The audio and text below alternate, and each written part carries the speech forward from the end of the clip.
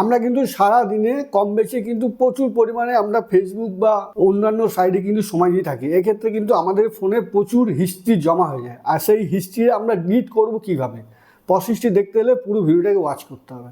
তা প্রথমেই আমাদের কি করতে হবে, গুগল ক্রোমটাকে ওপেন করে নিতে হবে। ওপেন করে নেওয়ার পরে এখানে লিখব মাই অ্যাক্টিভিটিস। মাই অ্যাক্টিভিটি লেখার পরে প্রথম যে লিঙ্কটা আসবে এটার মধ্যে ক্লিক করব।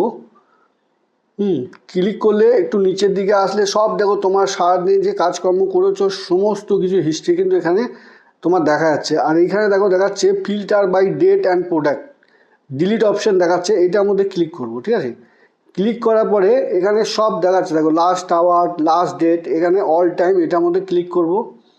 ক্লিক করার পরে এখানে সমস্ত ব্রাউজিং দেখাচ্ছে, তুমি যা যা খুলে কাজকর্ম করেছো সমস্ত অ্যাপের হিস্ট্রি কিন্তু এখানে দেখাচ্ছে।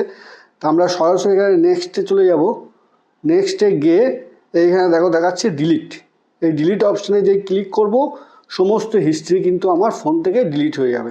এই হিস্ট্রি ডিলিটের ভিডিওটি আপনাদের কেমন লাগলো, ভালো লাগলে নিজের টাইমে শেয়ার করে রাখুন। আর এই ধরনের ইনফরমেটিভ ভিডিও পেতে হলে ফলো মি মিষ্টি মুখে আলাপ।